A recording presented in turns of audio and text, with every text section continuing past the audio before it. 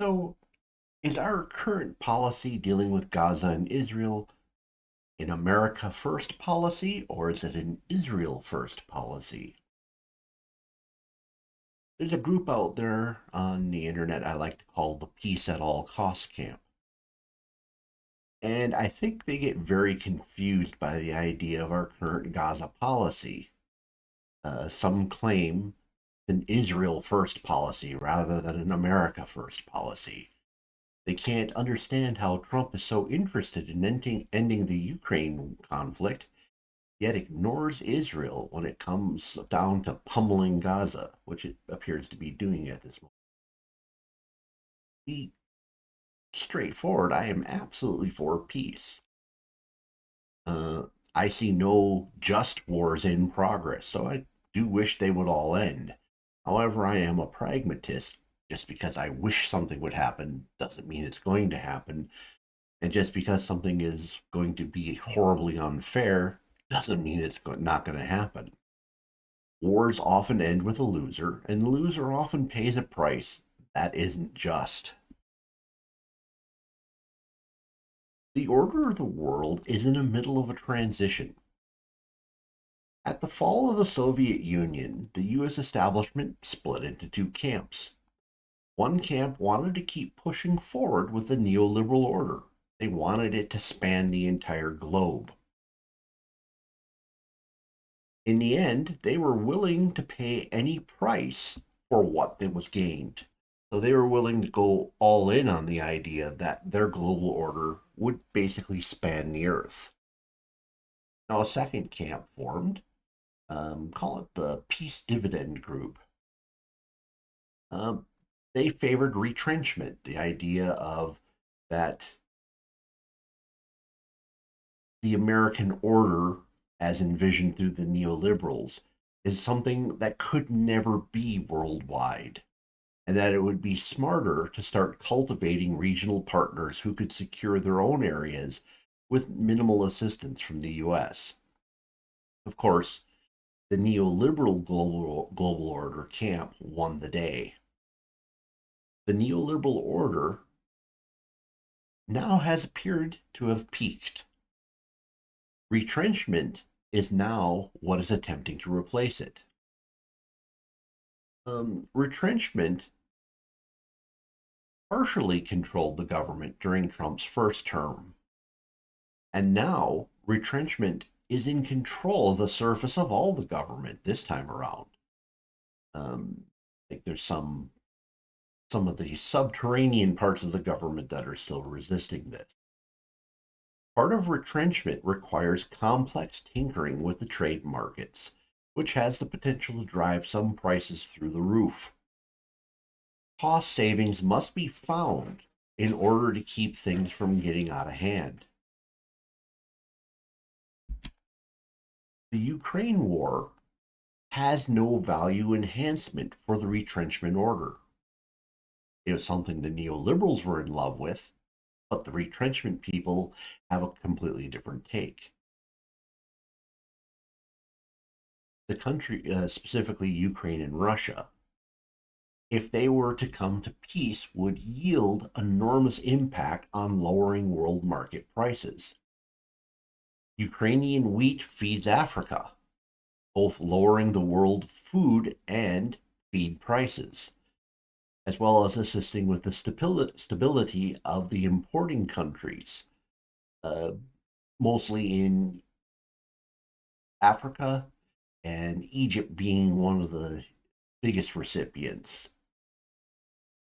Russian heavy crude accounts for 8% of the world's supply. Russia exports vast amounts of fertilizer. This has a big impact on the price of our food as well. Uh, since the war began, we've had to work out different deals in terms of fertilizer. So if we end the Ukrainian war, it very well might be crucial to lowering the economic costs so that retrenchment economics, with all its tariffs and other things that are going on, don't end up shocking the American consumer. So, therefore, there's a huge incentive to end this war. in terms of this Trumpian retrenchment that's in progress. However, if we look at Gaza, Gaza contributes literally nothing to the world economy. Nothing. Israel as a whole produces very little that impacts the world economy either. Their primary exports are diamonds and microchips, and the microchips would hurt a little bit, but lots of other people are making the same microchips elsewhere. It would be a hit, but not the end of the world.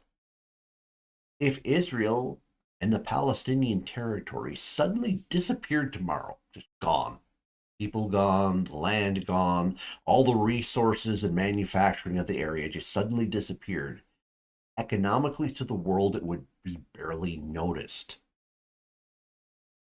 Okay? So, what that means is, in terms of comparing the Ukraine war to what's going on in Gaza, Ukraine has a massive priority because it impacts us. Economically, the Gaza issue is no priority at all. It doesn't affect us.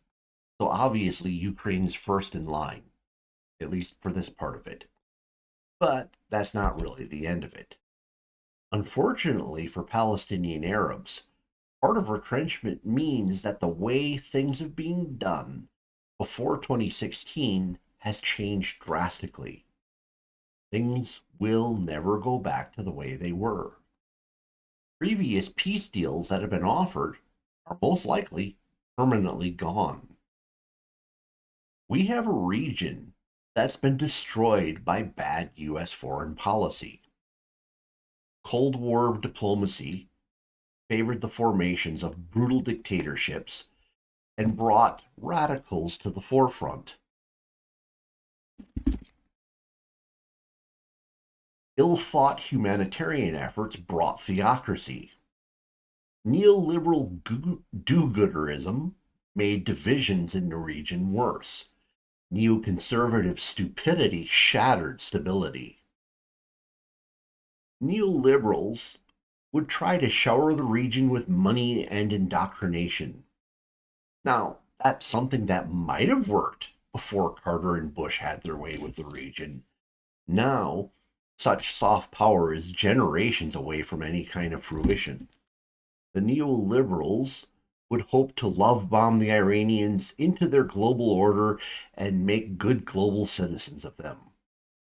Yet, at the same time, these neoliberals would be fully willing to accept an Israel that was always threatened by internal instability because ethno national states are anathema. Anathema, oh, goodness gracious, I don't think I've ever said that word out loud. Anathema. Wow. Anathema to the neoliberals. So let's redo that. Ethno national states are anathema to the neoliberals. The neoliberals fear that not placating the Palestinian Arabs will fan Arab nationalism.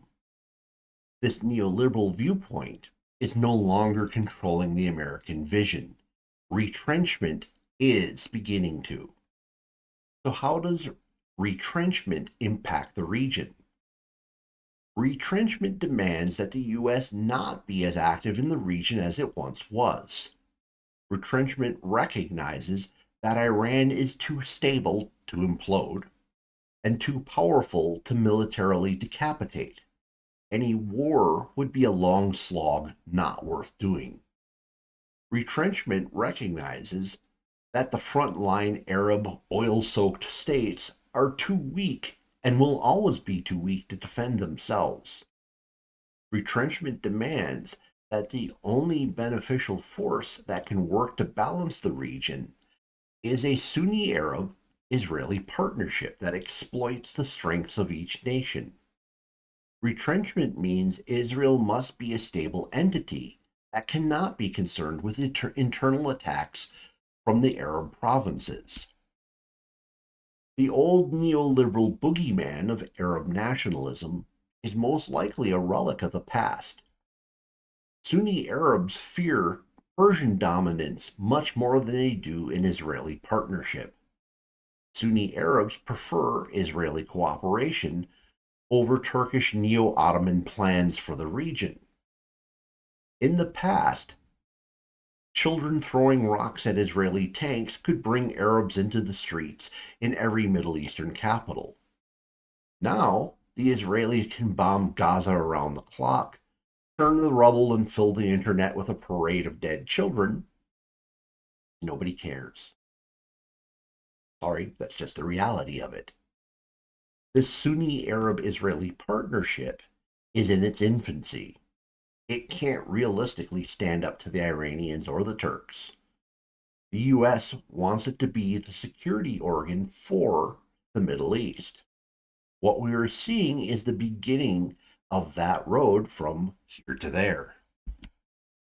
Israel becoming secure meant that all the players in the region understood that Israel needed to cripple the Iranian proxies both on their border and in their territories. And what I mean by the players in the region, I'm talking about the Sunni Arabs.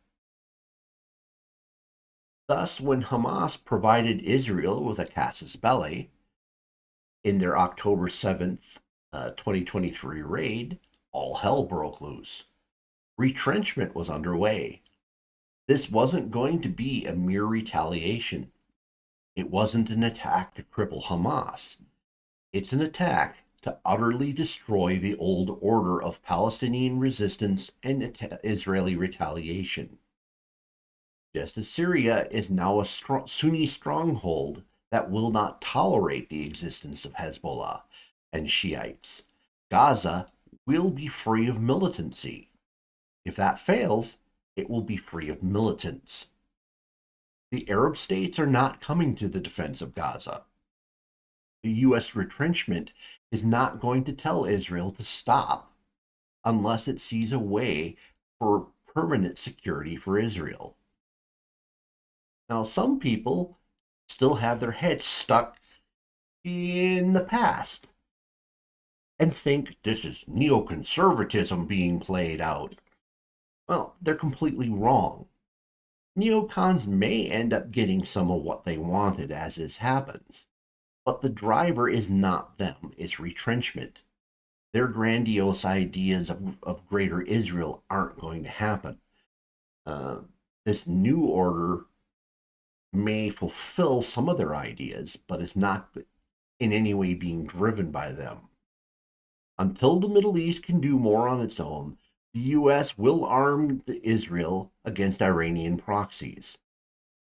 The U.S. will negotiate and threaten Iran. The United States may even opt to perform some airstrikes. However, short of economic sanctions causing some kind of internal uprising, I do not see the U.S. going beyond containment. It's not worth it, and the retrenchment camp knows this. Now, the Houthis are strangling trade through the Suez Canal. This has two really bad impacts. First, it cuts receipts to the Egyptian government via the Suez Canal trade, which could be very destabilizing to them if that income's not replaced. Second, impacting the trade, forcing shipping to go in different directions around the south of Africa or through the Indian Ocean, adds 5 to 8% cost to all world goods. In an era where the U.S. is looking for every possible cost savings, expect the U.S. to strike the Houthis and potentially their Iranian supply lines hard. The shipping must flow in order for both the retrenchment of the Middle East and the retrenchment of the U.S. economy to be smooth. This will continue until the Houthis are neutralized. Eventually, the Middle East will stand up a regional navy capable of keeping the straits open by themselves. Now, the wreckage caused by past U.S. foreign policy isn't likely to fix itself in a way that causes any form of stability. The neoliberal approach has no path forward. It's a dead end. It has essentially a permanent U.S. presence and a never end to the soft power payments to try to keep everything tied together. Retrenchment, which is replacing this, is ugly and fraught with risk, but is potentially a pathway for the U.S. to have a much reduced role in the region that is able to maintain some of its own stability. Now, there's a lot to digest, but I hope it kind of gives you a starting point for understanding what is going on in the Middle East, specifically in terms of Israel and the Gaza conflict. Um, so, what do you think? Uh, is the policy that Trump is doing, is it Israel first and it's not America first? Or is what I've talked about in this video make sense in terms of this idea of retrenchment, how we extricate ourselves from the area uh, in a way that leaves some kind of stability behind. Now, I'm not saying it's a shoe-in that will work. I'm just saying, do you buy what I'm saying is that this is what they're attempting to do? If you have alternate views, please throw them in the comment section below. Be interested to hear what you have to say. Please smash the like button. If the YouTube algorithm has brought you here and you're not a regular subscriber, look at my other titles. Lots of different things. Subscribe to me. You can get a wide variety of topics I talk about. And if you know someone who might find this interesting, please share it with them. Thank you for spending time with me this evening. Hope to see you again in a future video.